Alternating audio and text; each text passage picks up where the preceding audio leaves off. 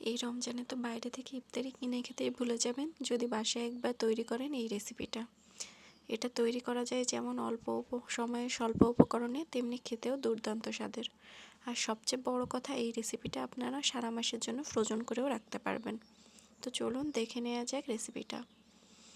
আমি এখানে মুরগির মাংস নিয়ে নিয়েছি 250 গ্রামের মতো। এবার এর মধ্যে দিয়ে দিলাম হাফ চা চামচ গোলমরিচের গুঁড়া, হাফ চা চামচ রসুন বাটা, হাফ চা চামচ আদা বাটা, আর দিয়ে দিলাম হাফ চা চামচ শুকনো মরিচের গুঁড়া, সাথে দিয়ে দিলাম কিছুটা সয়া সস। এবার সব উপকরণ দিয়ে মুরগির মাংসগুলোকে মাখিয়ে ম্যারিনেটের জন্য রেখে দেব 10 মিনিটের জন্য।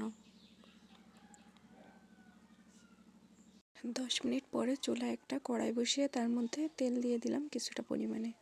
এর মধ্যে এবার দিয়ে দিলাম আদা রসুন কুচি, দিয়ে দিলাম হাফ কাপ পেঁয়াজ কুচি, দিয়ে দিলাম কিছুটা কাঁচামরিচ কুচি। এবার এর মধ্যে দিয়ে দিব সেই ম্যারিনেট করে রাখা মুরগির মাংসগুলো, দিয়ে খুব সুন্দরভাবে নেড়ে চেড়ে একটু ভেজে নেব। 2-3 মিনিট খুব সুন্দরভাবে নেড়ে চেড়ে ভেজে নেব।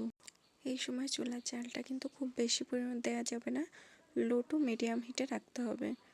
আর আমরা এই রান্নাটা পুরোটাই লো টু মিডিয়াম হিটে রেখে করে নেব, না হলে কিন্তু মুরগির মাংসগুলো সুন্দর মতো সিদ্ধ হবে না। এবার এর মধ্যে দিয়ে দিব হাফ কাপ পরিমাণ পানি, যাতে মুরগির মাংসগুলো খুব সফটভাবে সিদ্ধ হয়ে যাবে। একটা ঢাকনা দিয়ে ঢেকে 10 মিনিটের জন্য রান্না করে নেব। 10 মিনিট পরে ঢাকনা সরিয়ে একটা খুন্তির সাহায্যে মুরগির মাংসগুলোকে খুব সুন্দর করে ছাড়িয়ে দিব, যাতে সুন্দর একটা কিমা তৈরি হয়। এভাবে আস্তে আস্তে করে সবগুলো মুরগির মাংস ছাড়িয়ে দিতে হবে। যখন সবগুলো মাংস এভাবে ছাড়ানো হয়ে যাবে, তখন এর মধ্যে দিয়ে দিব আগে থেকে সিদ্ধ করে নেওয়া আলু দিয়ে একটু নেড়ে চেড়ে এবার এর মধ্যে দিয়ে দিব হাফ চামচ গরম মশলার গুঁড়া, হাফ চামচ জিরার গুঁড়া, হাফ চামচ চিকেন মশলা। এবার এর মধ্যে দিয়ে দিলাম কিছুটা ধনেপাতা কুচি, দিয়ে আর একটু নেড়ে চেড়ে এবার এর মধ্যে দিয়ে দিব 1 চামচ চিনি। চিনিটা দিলে কিন্তু এই কিমাটার স্বাদটা অনেক গুণ বেড়ে যায়। আর 2-1 মিনিট নেড়ে এবার আমরা কিমাটাকে চুলা থেকে নামিয়ে নিব। একটা পাত্রে আমরা কিমাটাকে এখানে নামিয়ে নিচ্ছি। নামানো হয়ে গেলে এবার কিছুটা ঠান্ডা করে নেব। যখন কিছুটা ঠান্ডা হয়ে যাবে, তখন হাতের সাহায্যে চেপে চেপে এরকম গোল গোল চিকেন কাটলেটের শেপ দিয়ে নিব। এখানে আপনারা চাইলে আপনাদের পছন্দ মতো যে কোনো শেপ দিয়েই তৈরি করতে পারেন। আমি কিন্তু এখানে ছোট ছোট গোল শেপ দিয়েই তৈরি করছি।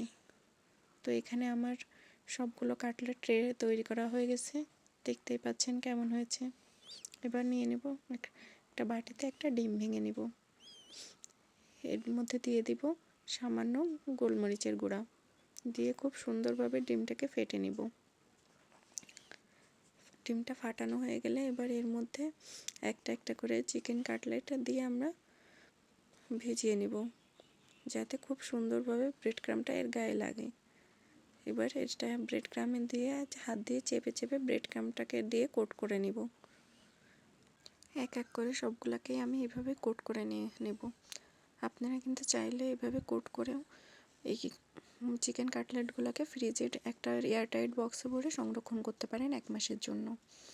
তো এখানে আমি সংরক্ষণ করব না, আমি আপনাদেরকে সরাসরি ভেজে দেখাচ্ছি। তো চুলায় একটা প্যান বসিয়ে তার মধ্যে কিছুটা তেল দিয়ে, তেলটা যখন গরম হয়ে যাবে তখন একটা একটা করে চিকেন কাটলেটগুলো আমি তেলের মধ্যে দিয়ে দিচ্ছি। এই সময় চুলার জালটা মিডিয়াম টু লো হিটে রাখতে হবে, রেখে কাটলেটটা ভেজে ফেলতে হবে।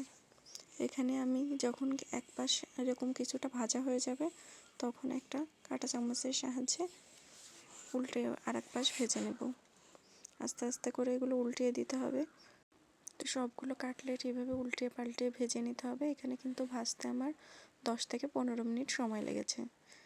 তো যখন এরকম ভাজা হয়ে যাবে, তখন আমি তেল থেকে কাটলেটগুলোকে উঠিয়ে নেব। তো দেখতেই পাচ্ছেন আমার কাটলেটগুলো কতটা মুচমুচে হয়েছে। এই কাটলেটগুলো ভিতর থেকে বাইরে থেকে যতটা মুচমুচে হয়, ভিতর থেকেও কিন্তু খেতে ততটাই সফট হয়, আর এতটা সুস্বাদু যে একবার বানালে আপনারা বারবারই এগুলো তৈরি করে খেতে চাইবেন। তো আমার কাটলেটের রেসিপিটা কেমন লাগলো অবশ্যই কমেন্টে জানাতে ভুলবেন না। আর আমার রেসিপিটি ভালো লাগলে অবশ্যই লাইক ও শেয়ার করে পাশে থাকবেন। আজকের মতো বিদায় নিচ্ছি। আল্লাহ হাফেজ।